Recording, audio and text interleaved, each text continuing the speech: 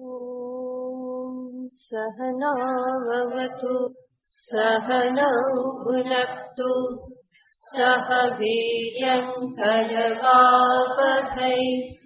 तेजस्विनावधीतमस्तु मा विद्विषावहै।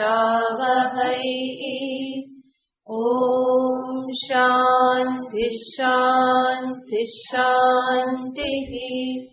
शङ्करं शङ्कराचार्यं केशवं बादरायणं सूत्रभाष्यकृतौ वन्दे भगवन्तौ पुनः पुनः। ईश्वरो गुरुरात्मेति मूर्तिभेदविभागिने व्योमवद्व्याप्तदेहाय दक्षिणामूर्तये नमः। ॐ पार्थाय प्रतिबोधितां भगवता नारायणेन स्वयं व्यासेन ग्रथितां पुराणमुनिना मध्ये महाभारतम् अद्वैतामृतवर्षिणीं भगवती अष्टादशाध्यायिनी अम्ब त्वामनुसन्दधामि भगवद्गीते भवद्वेषिणीम्। यं ब्रह्मा वरुणेन्द्ररुद्रमरुतः स्तुन्वन्ति दिव्यैस्तवैः वेदैः साङ्गपदक्रमोपनिषदैः गायन्ति यं सामगाः। ध्यानावस्थिततद्गतेन मनसा पश्यन्ति यं योगिनः यस्यान्तं न विदुःसुरासुरगणा देवाय तस्मै नमः। यस्यान्तं न विदुःसुरासुरगणा देवाय तस्मै नमः।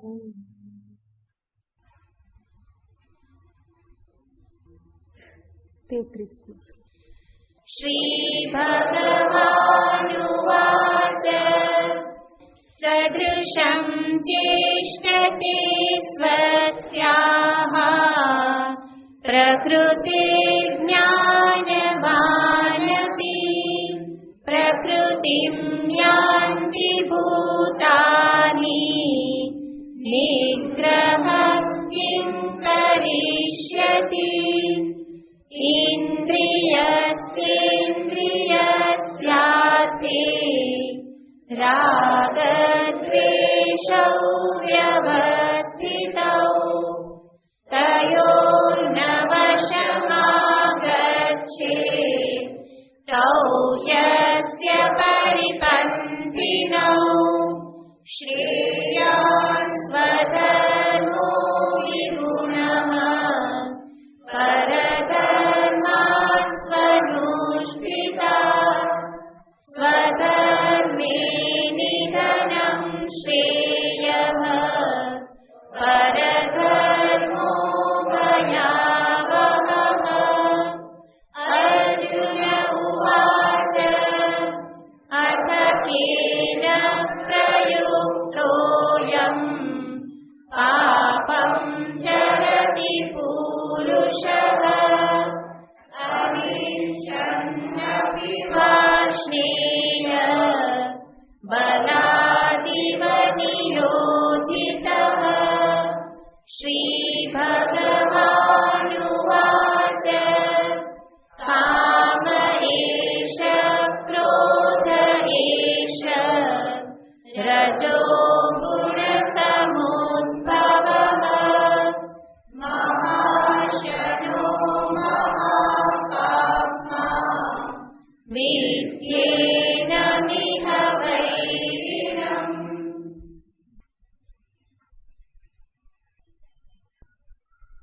ભગવાન શ્રી કૃષ્ણચંદ્ર આ શ્લોકમાં મનુષ્યની સમસ્યાનું કારણ બતાવે છે.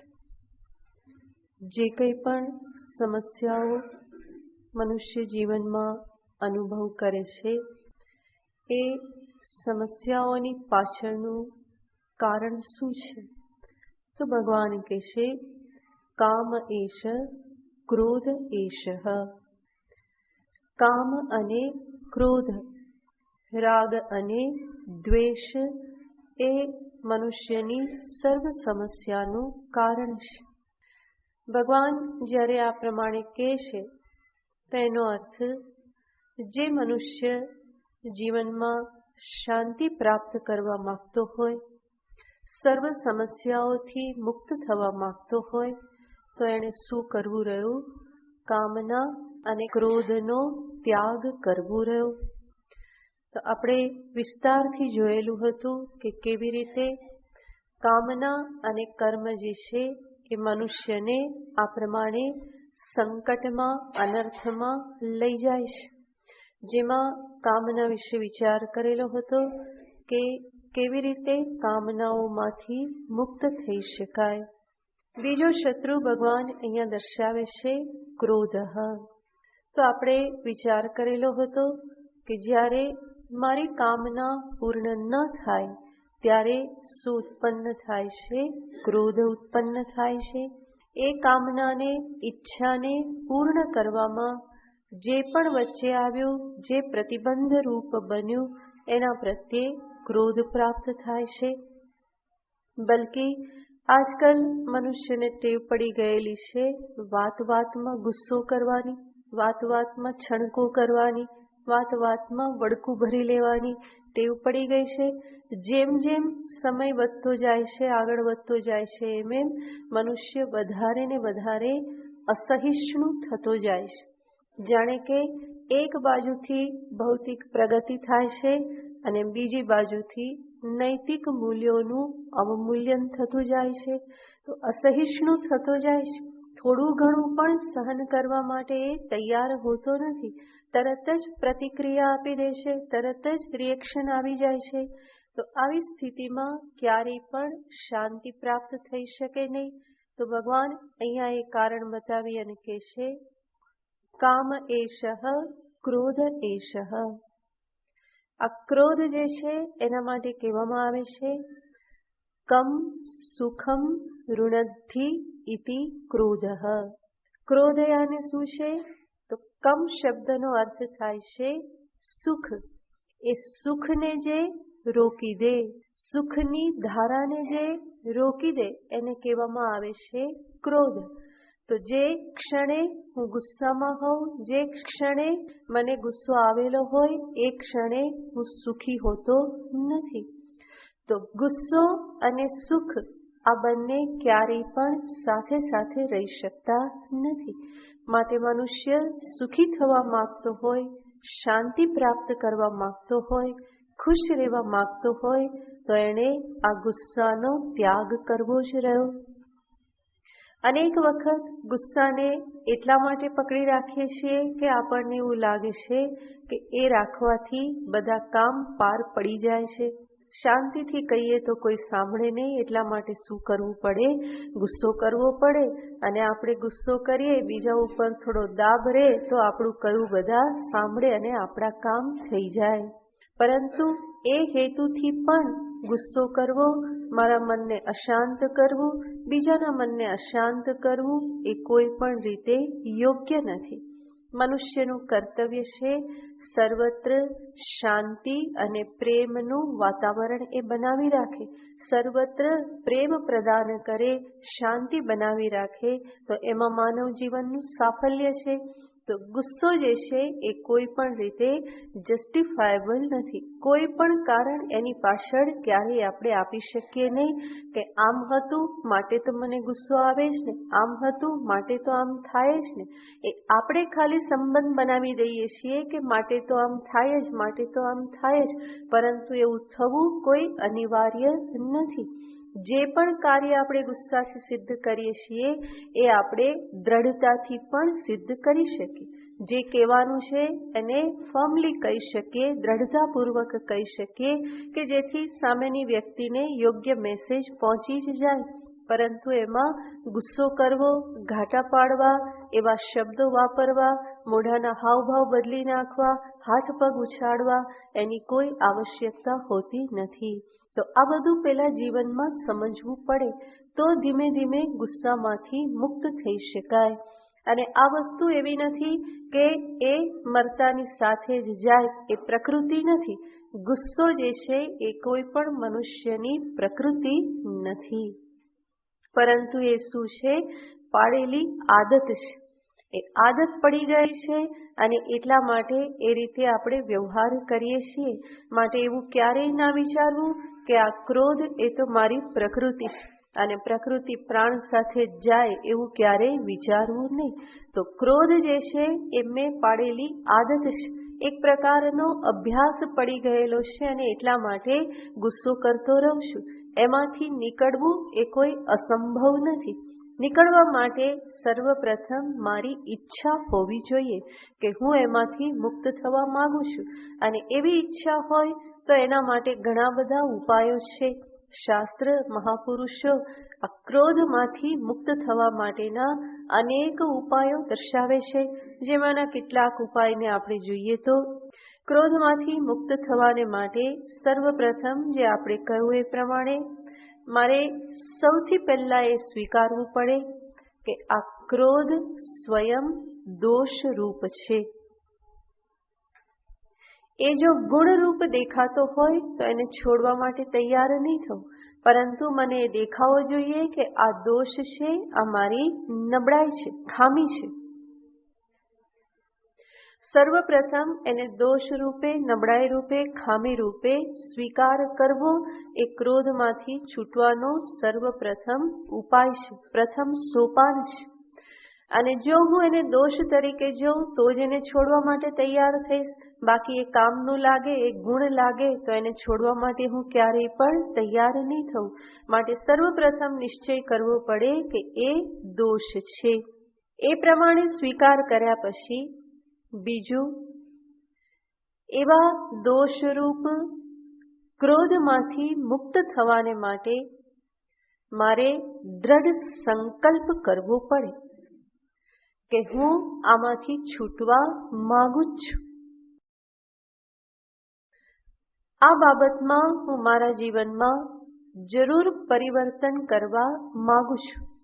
કોઈ પણ હિસાબે યેન કેન પ્રકારેણ મારે આ નબળાઈમાંથી મુક્ત થવું જ છે. અને એના માટે જે પણ કરવું પડે એ કરવા માટે હું તૈયાર છું. આવો દ્રઢ સંકલ્પ સર્વપ્રથમ કરવો પડે. એવી કોઈ પણ મનુષ્ય જીવનમાં એવી કોઈ પણ નબળાઈ નથી કે જેમાંથી એ મુક્ત ન થઈ શકે. જો એ પોતે દ્રઢ સંકલ્પ કરે અને દર્શાવવામાં આવેલા ઉપાયોનું અનુસરણ કરે તો સર્વ નબળાઈઓમાંથી મનુષ્ય બહાર આવી જ શકે છે. કારણ કે મનુષ્યના અંતરમાં ઈશ્વરીય શક્તિ નિહિત છે અને એ ઈશ્વર શક્તિ જે છે એમાં સર્વ કંઈ કરવાનું સામર્થ્ય છે. માટે મારે અંતરમાં એ વિશ્વાસ ધારણ કરવો પડે કે હું જરૂર આમાંથી બહાર નીકળીશ. હું મારા તરફથી પૂરતો પ્રયત્ન કરીશ અને જરૂર હું એમાં સફળ થઈશ. તો આવી રીતે દ્રઢ સંકલ્પ અને આત્મવિશ્વાસની સાથે આ નબળાઈમાંથી બહાર નીકળવા માટે પ્રયત્ન કરવો પડે. આટલો હું પ્રયત્ન કરું તો આગળ શાસ્ત્ર, મહાપુરુષો અનેક ઉપાયો દર્શાવે છે. એક પછી એક ઉપાયને આપણે જોઈએ તો ગુસ્સો જે આવે ત્યારે જોવાનું કે આનાથી મને ફાયદો કેટલો છે, નુકસાન કેટલું છે. આપણે હંમેશા જે તાત્કાલિક છીછરો જે ફાયદો જે છે એને જોતા હોઈએ છીએ. એના થકી જે નુકસાન થાય છે એને આપણે જોતા નથી.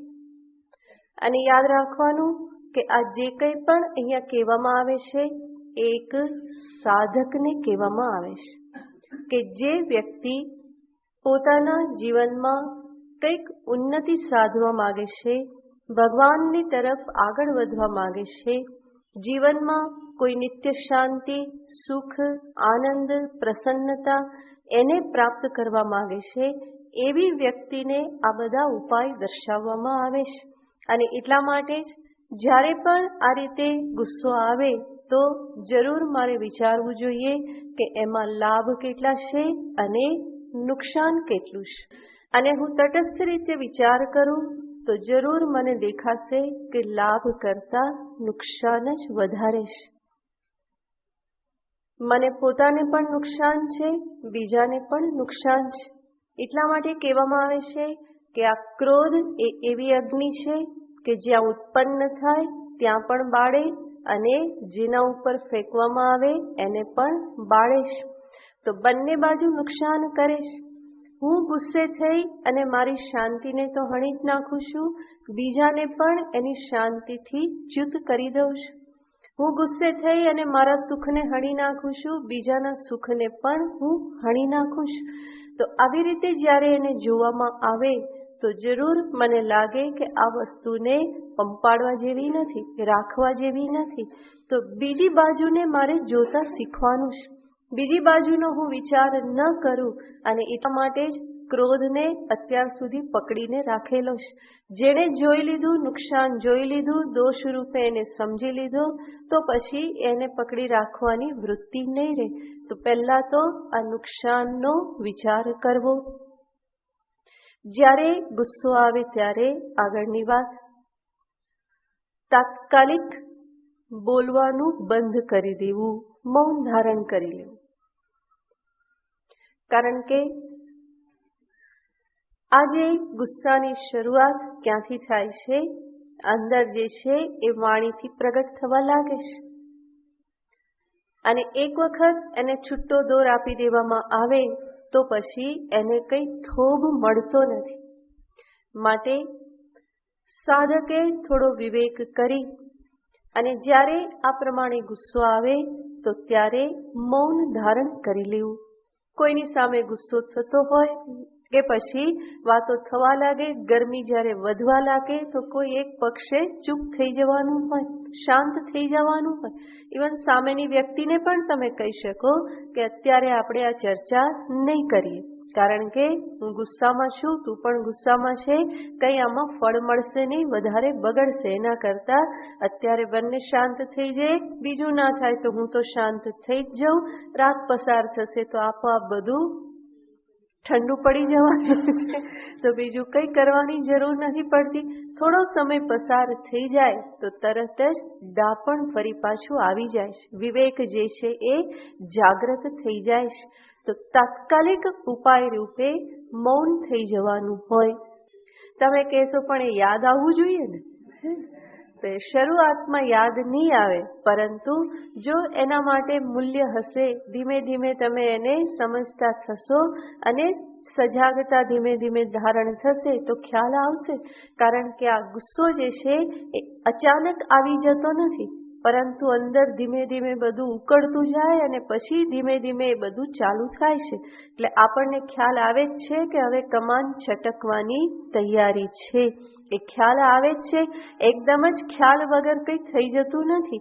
ક્યારેક થઈ પણ જતું હશે, પરંતુ મોટે ભાગે ગુસ્સો આવે તો પહેલા અંદર ઘણું બધું મંથન થતું હોય છે, બધું અંદર ઘણું ગમરાડતું હોય છે.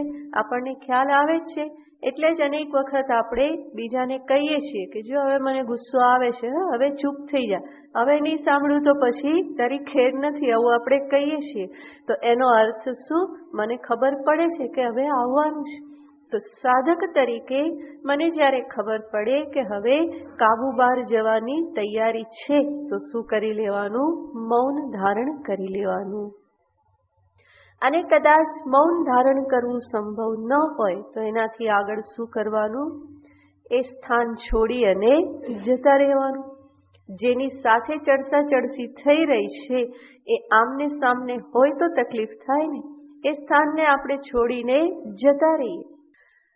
તો એ પણ એક તાત્કાલિક ઉપાય છે કે ત્યારે જે પરિસ્થિતિમાં મારું મન ચંચલ થઈ ગયું, વિક્ષિપ્ત થઈ ગયું, કાબુમાં નથી રહ્યું, તો એ પરિસ્થિતિમાંથી હું બહાર નીકળી જાઉં, એ સ્થાનનો હું ત્યાગ કરી દઉં, એક રૂમમાંથી બીજા રૂમમાં જતી રહું, રૂમમાં જવાથી કામ ના ચાલે તો બહાર નીકળી જાઉં આંગણામાં, ત્યાંથી કામ ના ચાલે તો રસ્તા પર એક આંટો મારી લઉં.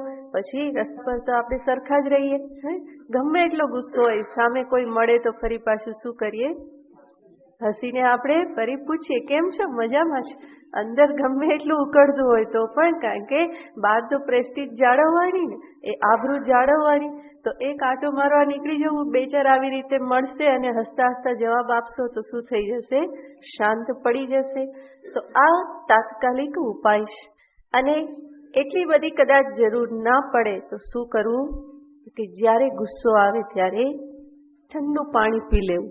બરાબર, એક ગ્લાસ ઠંડુ પાણી ધીમે ધીમે પી લેવું. અને ખાલી પીવાથી કામ ના ચાલે તો થોડું રુદ્ર શિવજીને અભિષેક કરી દેવો થોડો. બરાબર, ગુસ્સો આવે એટલે શું છે? રુદ્ર સ્વરૂપ પ્રગટ થાય છે અને એ અભિષેક પ્રિય છે.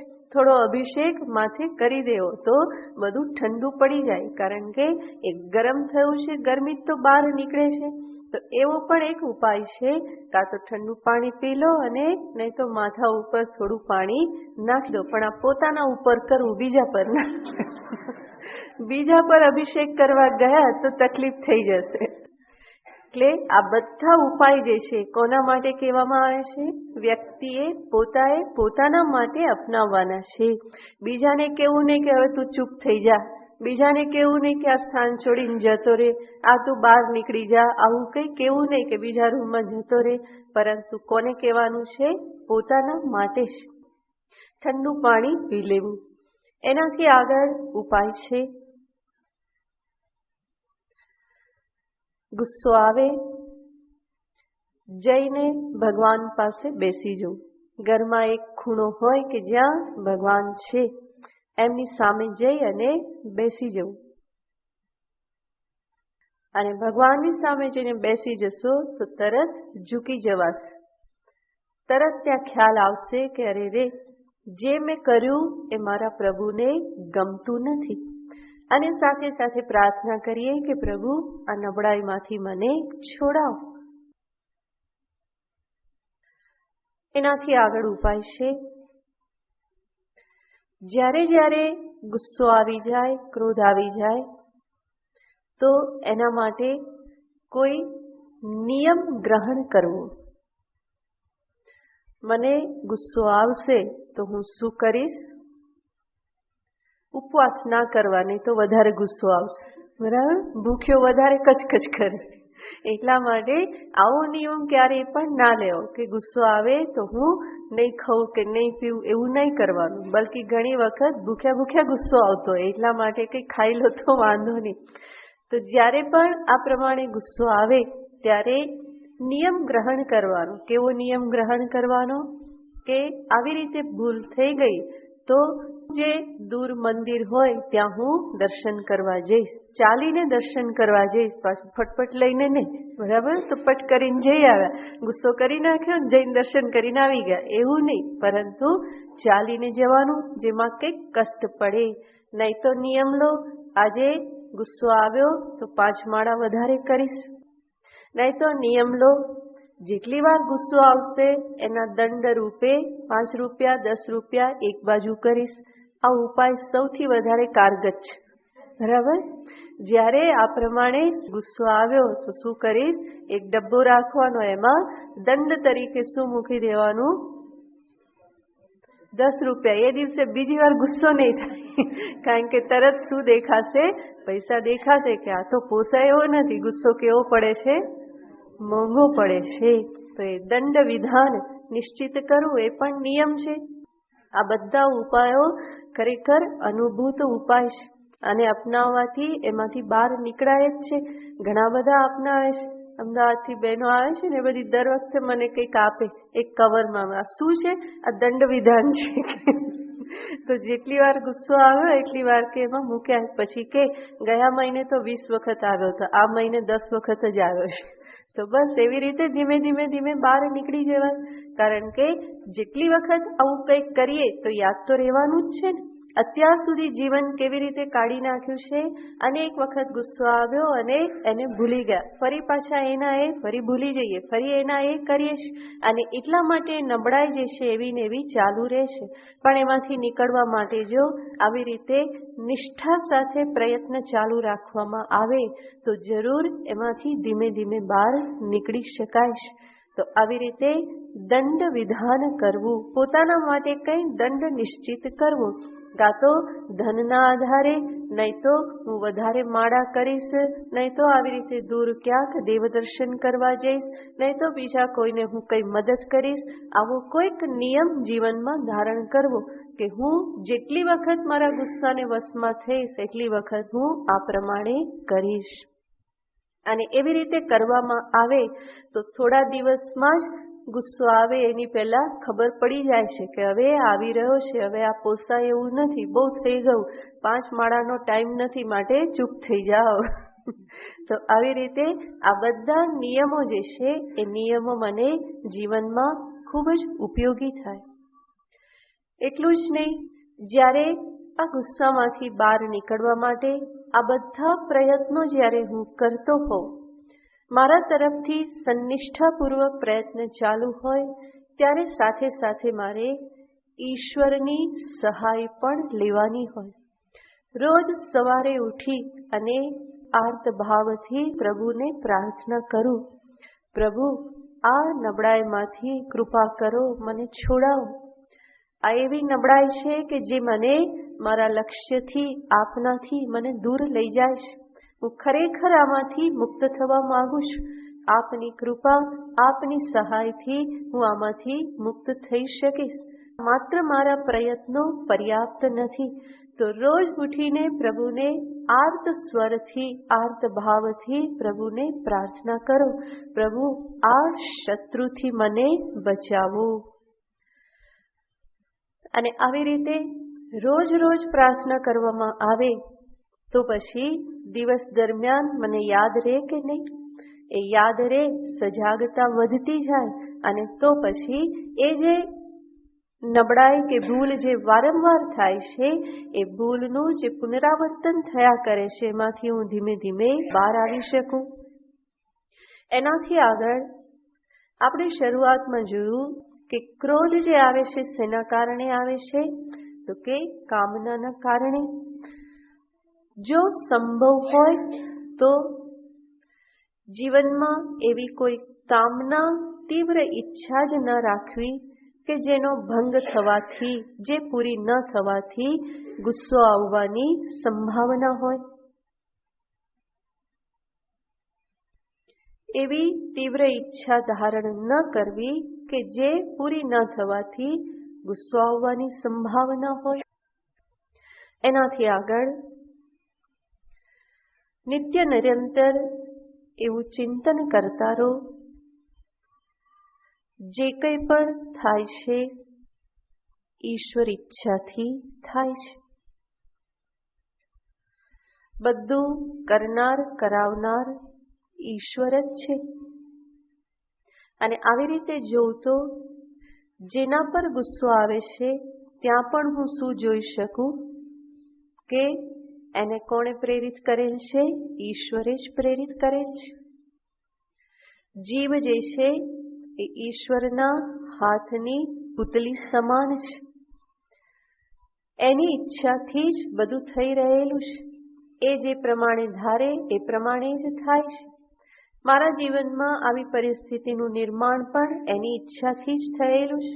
જરૂર એ મને કંઈક શીખવવા માંગે છે અને એટલા માટે આવી પરિસ્થિતિનું નિર્માણ કર્યું. તો જે કંઈ પણ થયું એમાં ઈશ્વર ઈચ્છાને જોતા શીખવું. જેટલે અંશે હું ઈશ્વર ઈચ્છાને જોતા શીખું એટલે અંશે મારું ફરિયાદી મન જે છે એ ધીમે ધીમે શાંત થતું જાય છે. એનાથી આગળ જો ઘરમાં 2-3 સાધક હોય તો એ સાથે મળીને પ્રયત્ન કરી શકે. જેમ કે સત્સંગમાં પતિ પત્ની બંને આવતા હોય, અથવા તો સાસુ અને પુત્રવધુ આવતા હોય, દેરાણી જેઠાણી આવતા હોય, ભાઈ ભાઈ આવતા હોય, પિતા અને પુત્ર આવતા હોય, 2 કે 3 કે વધારે બધા આવતા હોય, તો એ બધા સાથે મળીને શું નક્કી કરી શકે? બધા એકબીજાને સ્વાતંત્ર્ય આપે. શેના માટે? તો કે જ્યારે હું ગુસ્સે થઉં ત્યારે મને યાદ અપાવી દેવાનું કે આ માર્ગ યોગ્ય નથી. તો હું સજાગ ન રહી શકું ત્યારે મને બીજા કોઈ મદદ કરી શકે, પણ બીજા મદદ કરી શકે એટલા માટે મારે એને છુટ્ટી આપવી જોઈએ, એને મારે એક અધિકાર આપવો જોઈએ. જો હું અધિકાર ન આપું તો મદદ કરવા આવે ત્યારે પણ ગુસ્સો કરીશ, છણકો કરીશ કે તું ચૂપ રે, મને ક્યાં કહેવા આવ્યો. તો પહેલા એ અધિકાર આપવો પડે. જ્યારે 2 સાધક સાથે હોય તો એ પરસ્પર આ પ્રમાણે એકબીજાને મદદ કરી શકે કે ભાઈ આ માર્ગ યોગ્ય નથી, જે તું અત્યારે કરી રહેલ છે, વિચારી રહેલ છે, જે વ્યવહાર થઈ રહેલ છે એ યોગ્ય નથી થઈ રહ્યો. તો જે માર્ગે હું જઉં છું ત્યાંથી મને પાછું વાળી શકે. એનાથી આગળ બીજો એક ઉપાય છે. જ્યારે ગુસ્સો આવે ત્યારે જેમ આપણે કહ્યું કે ભગવાન પાસે જઈને બેસી જવું, એવી રીતે બીજો એક ઉપાય છે કે જ્યારે ગુસ્સો આવે ત્યારે અરીસા સામે જઈને ઊભા રહેવું. અને તો શું થશે? પોતાને જ પોતાનું વિકૃત દર્શન થશે અને પોતાની વિકૃતિ જોઈ પોતાને શરમ આવશે કે ગુસ્સો આવે ત્યારે હું કેવો દેખાવ છું. મને પોતાને જ મારું એ રૂપ જોવું નહીં ગમે, અને મને નથી ગમતું તો બીજાને જોવું ગમે ખરું? અને આપણે બીજાની સામે પણ એવા પ્રગટ થવા નથી જ માંગતા. માટે જ્યારે પોતાનું આવું વિકૃત રૂપ જોઈએ તો આપણને ખ્યાલ આવશે કે હું કેટલી હીન કક્ષાએ પહોંચી જઉં છું અને કેવી વાતને માટે. તો આ બધો જ્યારે વિચાર કરવામાં આવે તો જરૂર લાગે કે આ ગુસ્સો કરવા જેવો નથી. એનાથી આગળ જ્યારે પણ આવી રીતે ક્રોધ આવે ત્યારે યથાશક્તિ એને કંટ્રોલ કરવાનો પ્રયત્ન કરવો જ જોઈએ. એવું નહીં કે મનમાં જે આવ્યું બકી નાખ્યું, જે થયું તે તરત જ વિરોધ કરી દીધો, પ્રતિક્રિયા કરી દીધી, એવું નહીં. પરંતુ એને કંટ્રોલ કરવા માટે યથાશક્તિ મારે પ્રયત્ન કરવો જ જોઈએ. અને પ્રયત્નમાં હું સફળ ન થયો, ગુસ્સે થઈ ગયો, ગુસ્સો આવી જ ગયો, તો એ પછી પણ મનમાં અફસોસ થવો જોઈએ, ગ્લાનિ થવી જોઈએ કે હું આમાં નિષ્ફળ ગયો, બીજી વખત હું વધારે ધ્યાન રાખીશ. એનાથી આગળ પોતાના જીવનની અલ્પતાનો, અનિત્યતાનો વિચાર કરવો. મનુષ્યનું જીવન કેટલું ટૂંકું જીવન છે, 50, 60, 70, 80 વર્ષ. અને આટલા અલ્પ જીવનમાં કડવાશ ભેગી કરીને શું કરવું? નાનું અમથું જીવન હું મારા જીવનમાં હંમેશા પ્રેમ અને માધુર્યને જ ફેલાવતો રહું, હંમેશા પ્રેમની સુગંધ મારા જીવનમાં હું ફેલાવતો રહું. જેવી રીતે પુષ્પ કેટલું અલ્પ જીવન લઈને આવે છે, પરંતુ એટલા અલ્પ જીવનમાં પણ એ બીજાને કેટલી ખુશ્બુ આપે છે, કેટલો આનંદ આપે છે, કેટલી શાંતિ પ્રદાન કરે છે. તો એવી જ રીતે મારું જીવન પણ અલ્પ જીવન જ છે. એ અલ્પ જીવનમાં આ બધી કડવાશ ઘૂંટી ઘૂંટીને, સંબંધોમાં આ પ્રમાણે અંતર ઊભા કરીને, મનમાં આવા બધા ખટકાઓ ધારણ કરીને શું કરવાનું? બલકી નાનું એવું જીવન છે તો હું ને પ્રેમથી જીવી જાઉં, એને હું માધુર્યથી ભરી દઉં, શાંતિથી ભરી દઉં, આ પ્રમાણે વિચાર કરવાનો હોય. બાકી તો ગુસ્સે થવું હોય તો એના માટે ઢગલાબંધ કારણો રોજ રોજ મળી જ જવાના છે. આણે આમ ન કર્યું, એણે આમ ન કર્યું, મારું નહીં સાંભળ્યું, આણે અપમાન કર્યું, કઈ ચાલ્યા જ કરવાનું છે. અને એના થકી ગુસ્સા માટે આવા અનેક કારણો મળતા જ રહેવાના છે. પણ હું એવી રીતે જો છૂટો દોર આપી દઉં તો મન અને જીવન જે છે એ અશાંતિથી ભરાઈ જશે. અને એવું જીવન જીવ્યા તોય શું અને મુવાતોય શું, એમાંથી કઈ વિશેષ પ્રાપ્ત તો થવાનું નથી. માટે જીવનને સાર્થક કરવું હોય તો જીવનમાં પ્રેમ, કરુણા, સદભાવના, માધુર્ય આ બધા ગુણો જે છે એ જીવનમાં ખીલવવાના હોય. અને એ બધા ગુણો અને ક્રોધનો તો વિરોધ છે. માટે નાના અમથા જીવનમાં આવો ક્રોધ કરી અને કડવાશ ક્યાં ભેગી કરું, ક્યાં આવા અંતર ઊભા કરું. તો જીવનની અલ્પતાનો વિચાર કરવામાં આવે તો પણ આવી નબળાઈમાંથી હું બહાર આવી શકું. એનાથી આગળ રોજ 5 મિનિટ કે 10 મિનિટ બેસી અને એવી ભાવના કરવી કે સર્વરૂપે મારા ઈષ્ટદેવ જ વિહાર કરી રહેલ છે, બધા રૂપે મારા પ્રભુ જ રહેલા છે. અને બધા રૂપે પ્રભુને ન જોઈ શકો તો કમસે કમ સર્વના હૃદયમાં મારો પ્રભુ બેઠેલો છે. આવી રીતે સર્વત્ર ઈશ્વર ભાવ, સર્વના હૃદયમાં ઈશ્વર ભાવ, આ ભાવનાને રોજ 5 મિનિટ અંતરમાં ધારણ કરવાથી એ ઈશ્વર ભાવથી રાગ દ્વેષ જે છે એ ધીમે ધીમે ક્ષીણ થાય છે. સર્વમાં આ પ્રમાણે પ્રભુ દર્શનની ભાવના કરવાથી સમત્વ અંતરમાં પ્રાપ્ત થાય છે. અને એના પરિણામે જ ધીમે ધીમે હું ક્રોધમાંથી પણ છૂટી શકું છું. તો આવા અનેક ઉપાયો છે. વિચાર કરીએ તો હજુ પણ બીજા ઘણા બધા ઉપાયો મળી રહે, પરંતુ આટલા તો બહુ થઈ ગયા ને, ડઝન બંધ થઈ ગયા ને. આમાંથી કોઈ 1-2 અપનાવશો તો પણ બેડો પાર થઈ જશે. તો નિષ્ઠાપૂર્વકના પ્રયત્ન એ અનિવાર્ય છે. બાકી તો નોટમાં લખેલું નોટમાં રહી જશે અને જીવન એમને એમ ચાલ્યા કરશે.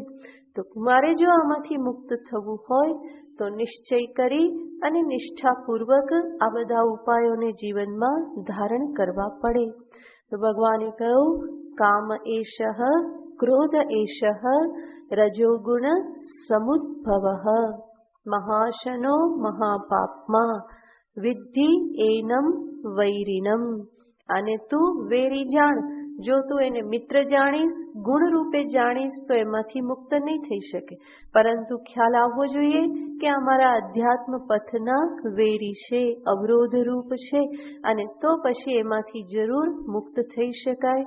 હજુ ભગવાન આગળ બતાવે છે કે કેવી રીતે આ કામ ક્રોધ જે છે એ મનુષ્યને માટે વેરી બની રહેશે. તો આગળના શ્લોકમાં કહેશે, ધૂમેનાવ્રિયતે વહ્નિः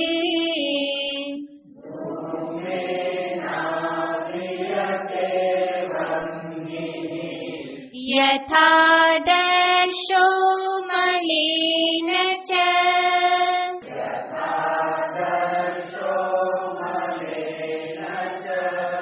યથોલ્બેનાવૃતો ગર્ભઃ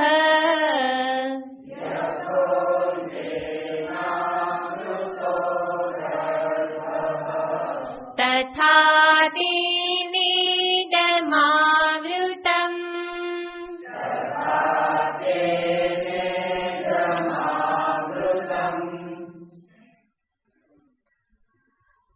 ભગવાન અહીંયા બતાવે છે કે કેવી રીતે આ કામનાઓ અને કામનામાંથી ઉત્પન્ન થતો ક્રોધ.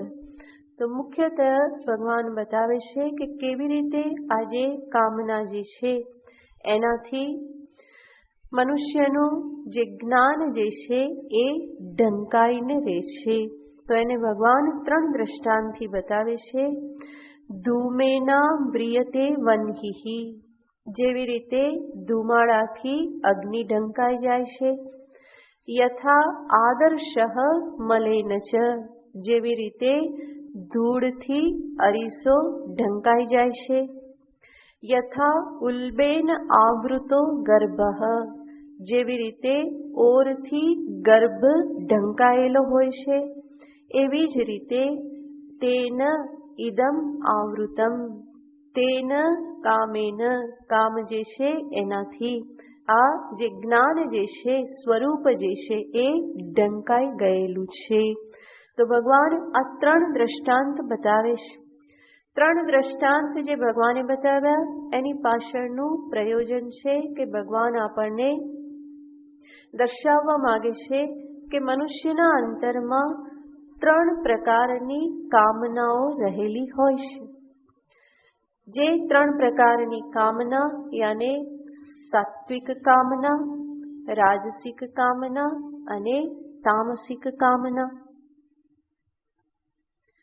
અને કામના અંતે કામના જે છે, તો એ કામના જે છે એનાથી જે સ્વરૂપ જે છે કે સત્ય જે છે એ ઢંકાઈને રહેશે.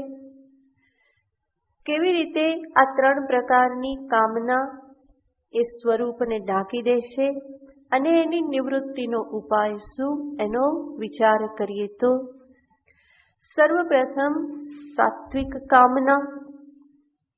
જે સાત્વિક કામના કેવી કામના હોય છે કે સાત્વિક કામના એટલે એવી કામના કે અધ્યાત્મ પથમાં જે સાધક પ્રારંભ કરે તો પ્રારંભમાં અનેક પ્રકારની ઈચ્છા, સાત્વિક ઈચ્છા એના અંતરમાં હોય છે કે હું આ કરી લઉં, આટલા અનુષ્ઠાન કરી લઉં, આટલો સ્વાધ્યાય કરી લઉં, આટલા તીર્થાટન કરી લઉં, આટલા વ્રત ઉપવાસ કરી લઉં. આ બધી ઈચ્છાઓ અંતરમાં હોય છે અને આ બધી જે ઈચ્છાઓ જે છે એ જરૂર સાત્વિક છે, બહુ સારી છે. બીજી બધી કામનાઓમાંથી મુક્ત થવાને માટે આવી જે સાત્વિક કામનાઓ જે છે એ શરૂઆતમાં અંતરમાં ધારણ કરવી જ પડે, તો જ બીજી બધી તામસિક રાજસિક કામનાઓમાંથી મુક્ત થઈ શકાય. તો ભગવત વિષયક, આત્મજ્ઞાન વિષયક, ધર્મ વિષયક આવી જે કામના જે છે એને સાત્વિક ઈચ્છા કે સાત્વિક કામના કહેવામાં આવે છે. પરંતુ અધ્યાત્મ સાધનામાં એક એવી પણ સ્થિતિ આવે છે કે જ્યાં આ સંદર્ભની બધી કામનાઓ જે છે એને પણ શાંત કરવી પડે છે અને એ સર્વ કામનાઓથી મુક્ત થઈ અને આત્મ સ્વરૂપમાં જ માત્ર સ્થિત રહેવું, તો એ જીવનનું લક્ષ્ય છે. અને જ્યારે આ લક્ષ્ય જ્યારે નિશ્ચિત થાય, એના માટેનું અધિકારીત્વ પ્રાપ્ત થાય, એના માટે જે યોગ્યતા જેવા પ્રકારની જોઈએ એવા પ્રકારની યોગ્યતા, અધિકારીત્વ પ્રાપ્ત થાય અને છતાં પણ આ બધાને જો પકડી રાખવામાં આવે તો શું થાય છે, હું સ્વરૂપ નિષ્ઠાથી ચ્યુત થઈ જાઉં છું, દૂર રહી જાઉં છું, ત્યાં સુધી પહોંચી શકાતું નથી. અને એટલા માટે આવી જે કામનાઓ જે છે એ પણ ક્યારેક મને સ્વરૂપથી દૂર રાખી દેશે. અને આવી જે કામના કે ઈચ્છાઓ કે જેના સંદર્ભમાં મેં બહુ વિચાર કરેલો નથી અને એટલા માટે પકડીને રાખેલી છે, તો એમાંથી મુક્ત થવા માટેનો ઉપાય શું, તો કહેવામાં આવે છે ગુરુથી પ્રાપ્ત થતો ઉપદેશ એ એમાંથી મુક્ત થવાનો ઉપાય છે કે જે આચાર્ય મને દર્શાવે કે જો આ પ્રકારની મનોસ્થિતિમાં આવી રીતે આગળ વધવાનું હોય, આ બધા આલંબનો જે છે એને હવે તું છોડ અને ઉપરામ થઈ અને સ્વરૂપ નિષ્ઠા માટે પ્રવૃત્તિ કર. જ્યારે આ યોગ્ય રીતે દર્શાવવામાં આવે તો સાધકના મનમાં રહેલી આવી જે બધી ઈચ્છાઓ જે છે એ ઈચ્છાઓમાંથી એ મુક્ત થઈ જાય છે. એના સિવાય બીજી જે રાજસિક ઈચ્છાઓ કે કામનાઓ એ કેવા પ્રકારની, તો એના માટે કહેવામાં આવે છે, જેવી રીતે દરેક મનુષ્યને ઈચ્છા હોય છે, હું ઘણું ધન પ્રાપ્ત કરું, ઘણી બધી ડિગ્રીઓ પ્રાપ્ત કરું, સત્તા, પ્રતિષ્ઠા, પ્રસિદ્ધિ આ બધું પ્રાપ્ત કરું, ઘણું બધું દાન આપીને પણ પ્રતિષ્ઠા પ્રાપ્ત કરું, ઘણી બધી સેવા કરીને પણ માનપાન પ્રાપ્ત કરું. તો આવા પ્રકારની ઈચ્છાઓ જે છે એને કહેવામાં આવે છે રાજસિક ઈચ્છાઓ. અને એવી ઈચ્છાઓ જે છે એ પણ અંતિમ લક્ષ્યથી મને દૂર રહી જાય છે. અને એની નિવૃત્તિ કેવી રીતે થઈ શકે? તો એની નિવૃત્તિ માટે ઉપાય કહેવામાં આવે છે નિષ્કામ કર્મયોગ અને ભક્તિ. એનાથી આવી બધી જે વાસનાઓ જે છે એમાંથી હું મુક્ત થઈ શકું. અને ત્રીજા પ્રકારની જે ઈચ્છાઓ કે જેમાં સ્વાર્થ રહેલો છે, યેન કેન પ્રકારેણ હું સુખ પ્રાપ્ત કરું, બીજાનું જે થવાનું હોય તે થાય, મને મળવું જોઈએ, આવી સ્વાર્થ ભાવના સાથેની જે બધી ઈચ્છાઓ જે છે એને તામસિક ઈચ્છા કહેવામાં આવે. અને એના માટેનો ઉપાય શું? તો કહેવામાં આવે છે કે એના માટેનો ઉપાય કોઈ નથી, કરવી પડે પુણ્ય ફળ પ્રગટ થાય એના માટે. એવી રાક્ષસી આસુરી વૃત્તિ, જે આવી સ્વાર્થમય વૃત્તિ, એમાંથી મુક્ત થવાને માટે પૂર્વ કોઈ પુણ્ય કર્મ ફલિત થાય તો જ અંતરમાં એમાંથી બહાર નીકળવાની ઈચ્છા જાગે અને મુક્ત થઈ શકાય. તો આ ત્રણ પ્રકારની ઈચ્છા જે છે એને દર્શાવવા માટે ભગવાને અહીંયા ત્રણ દ્રષ્ટાંત આપેલા છે.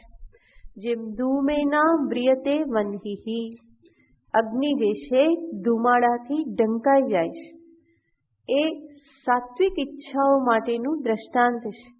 જેવી રીતે અગ્નિનું દર્શન કરવાને માટે મારે શું કરવું પડે? થોડી ફૂંક મારવી પડે. ફૂંક મારતાની સાથે શું થાય છે? ધુમાડો દૂર હટે છે અને અગ્નિ દર્શન થાય છે. એવી રીતે સાત્વિક ઈચ્છાઓ જે છે એમાંથી મુક્ત થવાને માટે યોગ્ય સમયે યોગ્ય પ્રકારે ગુરુ તરફથી ઉપદેશ પ્રાપ્ત થઈ જાય તો એનું શમન થઈ જાય છે. તો ત્યાં પણ ગુરુના ઉપદેશ રૂપી ફૂંકની જરૂર પડે છે, એમાંથી મુક્ત થઈ શકાય છે. બીજું જે દ્રષ્ટાંત આપવામાં આવ્યું, યથા આદર્શ મલેન ચ, અરીસો ધૂળથી ઢંકાઈ જાય છે. ધૂળથી ઢંકાયેલા અરીસાને સાફ કરવા માટે શું કરવું પડે? કંઈક કર્મ કરવું પડે. માત્ર ફૂંક મારવાથી એકદમ સાફ નહીં થઈ શકે. તો ત્યાં કંઈક કરવું પડે છે. કપડાથી એને સાફ કરવું પડે, કાગળથી સાફ કરવું પડે, તો એ અરીસો જે છે એ સ્વચ્છ થઈ જાય છે. એવી રીતે જે આ રાજસિક આવી જે બધી તૃષ્ણાઓ, ઈચ્છાઓ જે છે એમાંથી મુક્ત થવાને માટે પણ કંઈક કરવું પડે. અને એ શું છે? તો કે નિષ્કામ કર્મ અથવા તો ભગવત ભક્તિ.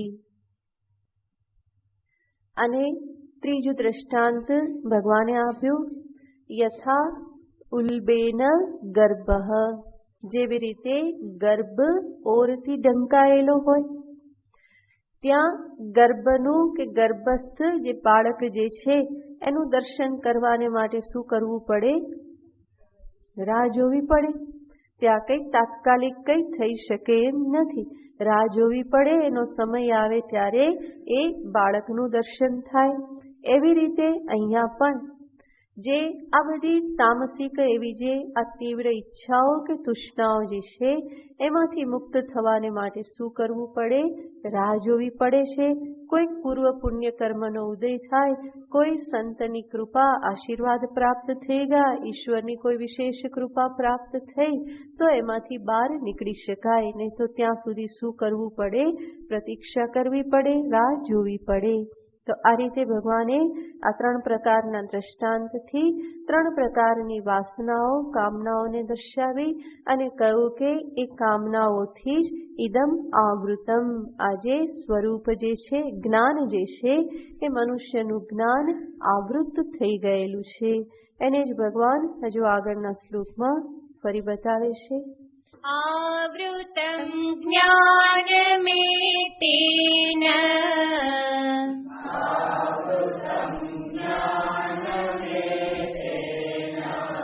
ज्ञानिनो नित्यवैरिणा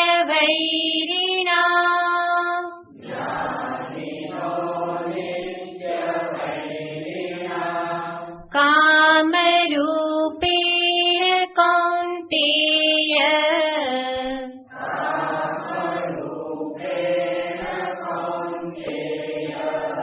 दुष्पूरेणानलेन च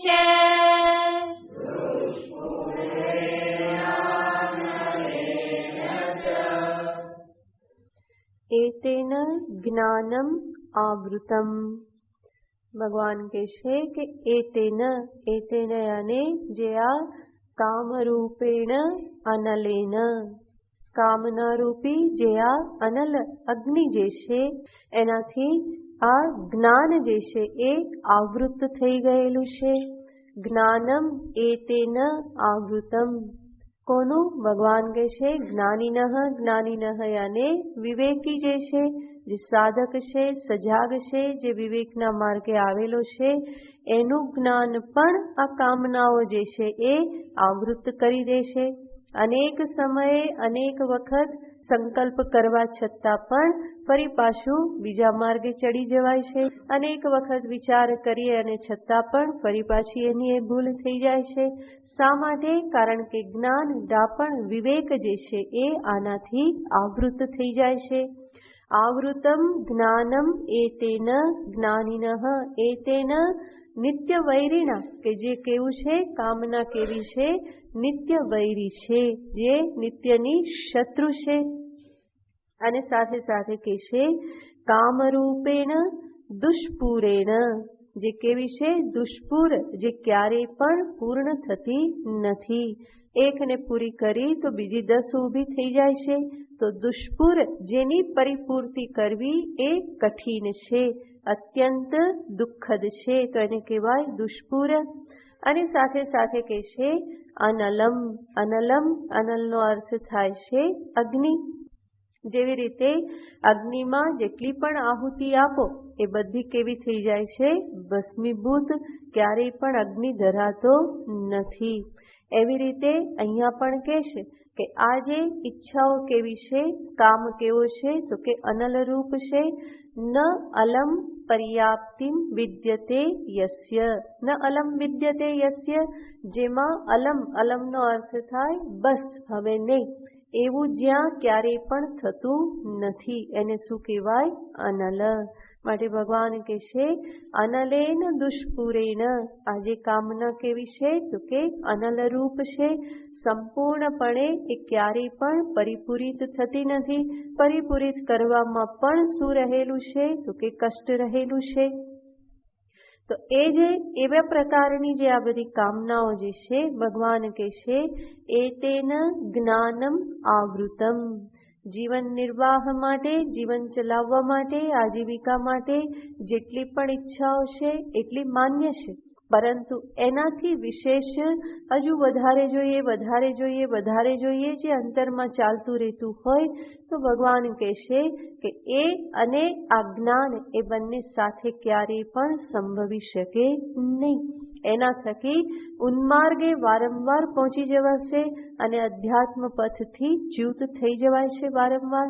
તો એ બંને સાથે સાથે થઈ શકતા નથી અને એના પરિણામે જ મન જે છે એ પણ હંમેશા વિક્ષિપ્ત રહેશે, ચંચલ રહેશે. આગળ અર્જુન કહેવાના જ છે, ચંચલમ હિ મન કૃષ્ણ.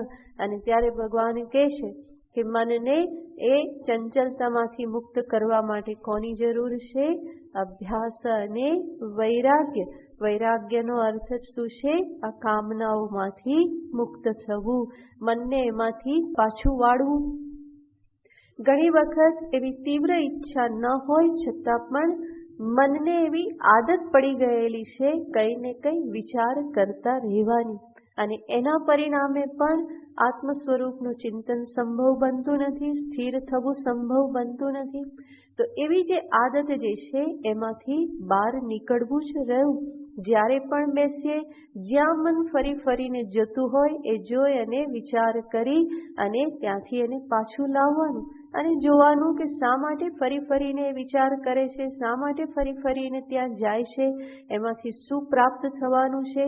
જરૂર એ આવશ્યક હોય, જીવનમાં આવશ્યક હોય, જરૂરી હોય તો એનો વિચાર કરે, પરંતુ આવશ્યકતા માટે પણ વિવેક કરવો પડે, નહીં તો આવશ્યકતાઓનો પણ કોઈ અંત નહીં દેખાય, જરૂરિયાતોનો કોઈ અંત નહીં દેખાય. તો ત્યાં પણ વિવેક કરી અને એક રોક લગાવવું પડે, એક મર્યાદા ત્યાં બાંધવી પડે, નહીં તો આનો ક્યારેય પણ થોભ નથી, લોભને ક્યારેય પણ થોભ નથી. ઈચ્છા થઈ, પૂરી થઈ, ફરી લોભ જાગે, ફરી લોભ જાગ્યા, ફરી પ્રવૃત્ત થઈ, ફરી પ્રાપ્તિ થઈ, ફરી લોભ જાગ્યો. તો આજે આગળ આગળ આગળ આ બધું ચાલ્યા જ કરે છે. ને વિચાર કરો, અત્યાર સુધીના જીવનમાં કે અત્યાર સુધીના જન્મોમાં કેટલું બધું પ્રાપ્ત કર્યું છે, કેટલું બધું ભોગવ્યું છે, અને છતાં પણ હજુ એની એની જ ઈચ્છા થતી રહેશે. એ શું બતાવે છે? કે એ માર્ગે તૃપ્તિ નથી, એ માર્ગે પરમ આનંદ, પરમ શાંતિ, સુખ એ માર્ગે રહેલા નથી. જરૂર જેટલી આવશ્યકતા છે એના માટે પ્રયત્ન કરો. જીવનમાં જરૂરી છે, જીવન જીવવાને માટે ધનની આવશ્યકતા છે, ઘરની આવશ્યકતા છે, વસ્ત્ર જોઈએ, બાળકો માટે જોઈએ, ભણાવવાના, કરવાના, આ બધા વ્યવહારો સંભાળવા માટે એ બધું આવશ્યક છે, ત્યાં સુધી કરો. પરંતુ ત્યાં પણ એક વિવેક તો રાખવો જ પડશે. જ્યાં જરૂરિયાત પરિપૂરિત થઈ, એ બધી આવશ્યકતા પરિપૂરિત થઈ, ભવિષ્યની વ્યવસ્થા થઈ ગઈ, તો પછી તો મન શાંત થવું જોઈએ ને, પછી તો મન એ બાજુના વિચારથી અટકવું જોઈએ. એ બધી આવશ્યકતા છે, સમજી શકાય, પરંતુ એક મર્યાદા કે એક લિમિટ તો જીવનમાં ધારણ કરવી પડશે કે આટલું કર્યા પછી હવે પછી આવશ્યકતા નથી. તો એ રીતે વિવેક વિચાર કરી અને મનને એમાંથી મુક્ત કરવાનું હોય, પાછું વાળવાનું હોય. કારણ કે નહીં તો એક પછી એક આજે દોર જે છે એ ક્યારેય પણ થોભતો નથી, ક્યારેય એનો અંત આવતો નથી. એ ચાલ્યા જ કરે, ચાલ્યા જ કરે, ચાલ્યા જ કરે. અને અત્યારનો સમય એવો છે કે એટલું બધું સામે આવે છે કે માણસને પોતાના મનને રોકવું એ કઠિન થઈ જાય છે. એટલી બધી જાહેરાતો, એટલા બધા વિષયો, નવા નવા નવા નવા બધું, અને બધું નવું નવું ચાલ્યા જ કરે છે, કેટલું બધું નીકળે છે. તો એમાં પોતાના મનને શાંત રાખવું, સમાહિત રાખવું એ કષ્ટ છે. પરંતુ વિવેક તો કરવો જ પડશે, નહીં તો સમાજ કે જગત જે છે એ તો એની રીતે આગળ વધવાના જ છે. નવી નવી શોધ થવાની જ છે, નવું નવું બધું પ્રગટ થવાનું જ છે, નવા નવા વિષયો બધા સામે આવવાના જ છે. પરંતુ જો હું એની મર્યાદા ન જોઉં, વિચાર કરી અને હું પોતે મારામાં એ સમજદારી ઉત્પન્ન ન કરું કે આની પાછળ દોડવાથી જીવનમાં શાંતિ નહીં મળે, મારે શાંતિ જોઈતી હોય તો મારે મારો માર્ગ બદલવો જ રહ્યો. એક લિમિટ મારે જીવનમાં ધારણ કરવી રહી, એક મર્યાદા નિશ્ચિત કરવી જ રહી, તો જ હું એમાં આગળ વધી શકું. તો આવી રીતે જીવનમાં વિવેક વિચાર કરી અને મનને શાંત કરવાનું છે. એટલા માટે જ ભગવાન અહીંયા કહેશે કે એતેન જ્ઞાનમ આવૃતમ, આનાથી જ જ્ઞાન ડાપણ જે છે એ બધું ઢંકાઈ જાય છે. જ્યારે પણ અંતરમાં આવી તીવ્ર ઈચ્છા કે કામના ઉત્પન્ન થાય ત્યારે બધું ભૂલાઈ જાય છે. ત્યારે શું દેખાય છે? એ જ જોઈએ, એ જ જોઈએ, એના સિવાય બીજું કંઈ નહીં. બીજા સમજાવે તો પણ કે અત્યારે બધું પછી, પહેલા અત્યારે શું જોઈએ છે, આજ મારે જોઈએ છે ને એને હું પ્રાપ્ત કરીને રહું પછી જ બીજી બધી વાત. તો એને આપણે જોયેલું જ હતું કે વાસના કે આવી જે તૃષ્ણા જે છે એનો અર્થ શું, તો કે જે આગળ પાછળનો વિચાર કરવા દેતી નથી. એ બધી આગળ પાછળનો વિચાર, પરિણામનો વિચાર, એમાં કેટલું કષ્ટ છે, શું એમાં આપણે બધું આપવું પડશે, સમય, શક્તિ, ધન, આ બધું આવો કોઈ વિચાર જે કરવા દેતી નથી. તો દૃઢ ભાવનયા ત્યક્ત્વા પૂર્વાપર વિચારણા યદા દાનમ પદાર્થસ્ય વાસના સા પ્રકીર્તિતા, કે જ્યાં આગળ પાછળનો વિચાર કર્યા વગર જ એ પદાર્થને ગ્રહણ કરવામાં પ્રવૃત્ત થઈ જાય છે, એ જ માત્ર જોઈએ તો એને શું કહેવાય છે, વાસના કહેવામાં આવે છે. અને આવી તૃષ્ણા અને કામ જે છે, કામ એટલે ઈચ્છા અને તૃષ્ણા એટલે તીવ્ર ઈચ્છા, જ્યાં મને ખબર પડે કે આ પૂરી નથી થવાની અને છતાં પણ ધારણ કરું તો એને શું કહેવાય, તૃષ્ણા કહેવાય. આ કામ અને તૃષ્ણા જે છે એ જ ક્રોધના મા બાપ છે. એટલે જ્યાં સુધી મા બાપ હશે ત્યાં સુધી શું થયા કરશે, એ દીકરો જોરમાં રહેશે. તો ક્રોધના બાપ કોણ છે, કામ એ બાપ છે અને તૃષ્ણા જે છે એ કોણ છે, એની માં છે. તો મા બાપને જ્યાં સુધી પકડીને રાખવામાં આવે ત્યાં સુધી જે એનું બાળક ક્રોધ જે છે એ પણ પીછો છોડવાનું નથી. માટે એમાંથી મુક્ત થવું હોય તો આ બધા વિચાર કરી અને ધીમે ધીમે મનને ઉપરામ કરવું પડે. એના વિશે વિશેષ પછી. ઓમ પૂર્ણમદ પૂર્ણમિદં પૂર્ણાત પૂર્ણમુદચ્યતે પૂર્ણસ્ય પૂર્ણમાદાય પૂર્ણમેવાવશિષ્યતે. ઓમ શાંતિ શાંતિ શાંતિ. હરિ ઓમ શ્રી ગુરુભ્યો નમઃ. હરિ ઓમ. પાના નંબર 129. કાયા કરે માઈ જશે, શ્વાસ રૂંધાઈ જશે, અંતે તારો આ તો માટીનો છે રે મિનારો.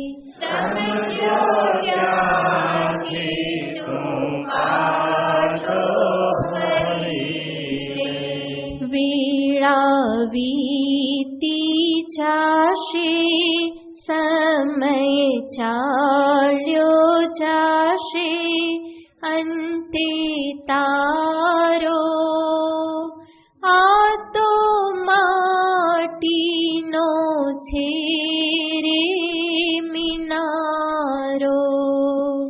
વેળા વીતી જાશે, સમય ચાલ્યો જાશે, અંતે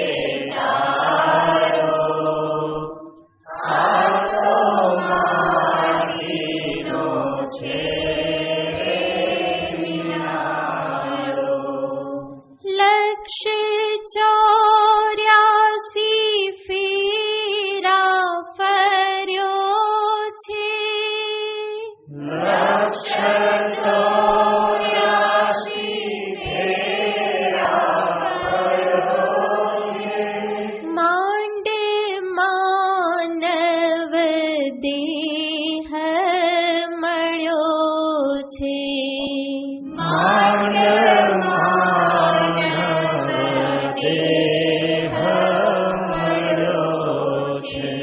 माटी मानव बनी साचा मानव तणी फर्ज विचारो आ तो माटी नो छे रे मिनारो माटे मानव बनी साचा मानव तणी फर्ज विचारो आ तो माटीनो छे मिनारो माटी काया कर मायानी पहला माटे काया कर मायानी पहला धर्म साधी लो वहला वहला धर्म साधीलो वहला वहला ज्येष्ठ पसतावो थासे ज्यारे दीवड़ो बुझाशे अंते तारो आ तो माटीनो छे रे मिनारो ज्येष्ठ पस्तावो थाशे ज्यारे दीवड़ो बुझाशे अंते तारो आ तो माटीनो छे मिनारो काया करे माई जशे श्वास रुंधाई जशे अंते तारो आ तो माटीनो छे रे मिनारो काया कर माई जशे श्वास रुंधाई जशे अंते तारो आ तो माटीनो छे मिनारो आ तो माटीनो छे रे मिनारो आ तो माटीनो छे मिनारो ओम नमः शिवाय शिवाय नमः ओम नमः शिवाय शिवाय नमः ओम नमः शिवाय शिवाय नमः ओम नमः शिवाय शिवाय नमः शिवाय नमः शिवाय नमः शिवाय नमः ओम नमः शिवाय शिवाय नमः ओम नमः शिवाय शिवाय नमः ओम नमः शिवाय शिवाय नमः ओम नमः शिवाय हर हर हर हर हराय नमः हर हर हर हर हराय नमः हर हर हर हर हराय नमः हर हर हर हर हराय नमः हराय नमः हराय नमः शिवाय नमः शिवाय नमः हराय नमः नमः शिवाय हराय नमः नमः शिवाय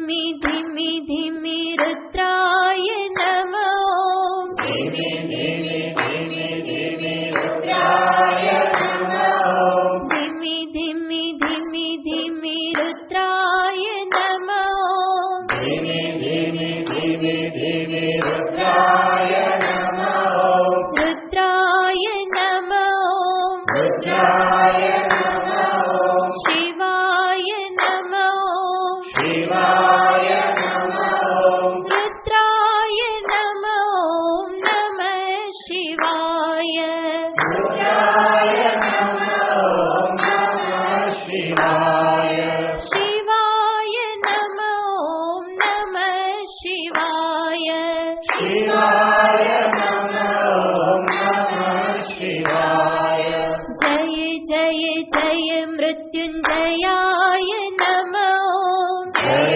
जय जय मृत्युञ्जयाय नमो जय जय जय मृत्युञ्जयाय नमो जय जय जय मृत्युञ्जयाय नमो जयाय नमो जयाय नमो शिवाय नमो शिवाय नमो जयाय नमो नमः शिवाय जयाय नमो नमः शिवाय शिवाय नमो नमः शिवाय शिवाय नमो नमः शिवाय मृड मृड मृड मृड मृडाय नमो मृड मृड मृड मृड मृडाय नमो मृड मृड मृड मृड मृडाय नमो मृड मृड मृड मृड मृडाय नमो मृडाय नमो मृडाय नमो शिवाय नमो शिवाय नमो मृडाय नमो नमः शिवाय मृडाय नमो नमः शिवाय शिवाय नमो नमः शिवाय शिवाय नमो नमः शिवाय ॐ नमः शिवाय शिवाय नमो ॐ नमः शिवाय शिवाय नमो ॐ नमः शिवाय शिवाय नमो ॐ नमः शिवाय शिवाय नमो शिवाय नमो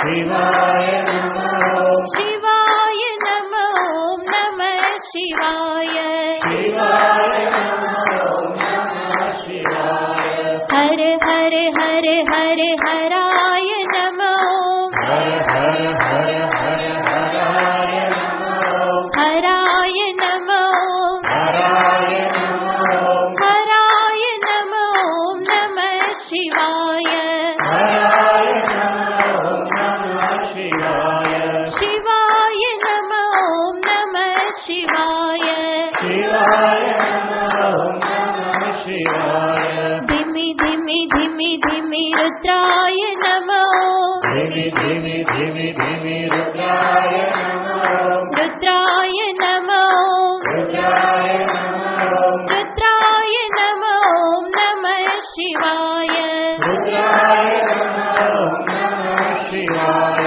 शिवाय नमो नमः शिवाय शिवाय नमो नमः शिवाय जय जय जय मृत्युञ्जयाय नमो जय जय जय मृत्युञ्जयाय नमो जयाय नमो जयाय नमो जयाय नमो नमः शिवाय जयाय नमो नमः शिवाय शिवाय नमो नमः शिवाय शिवाय नमो नमः शिवाय मृड मृड मृड मृड मृडाय नमो मृड मृड मृड मृड मृडाय नमो मृडाय नमो मृडाय नमो मृडाय नमो नमः शिवाय मृडाय नमो नमः शिवाय शिवाय नमो नमः शिवाय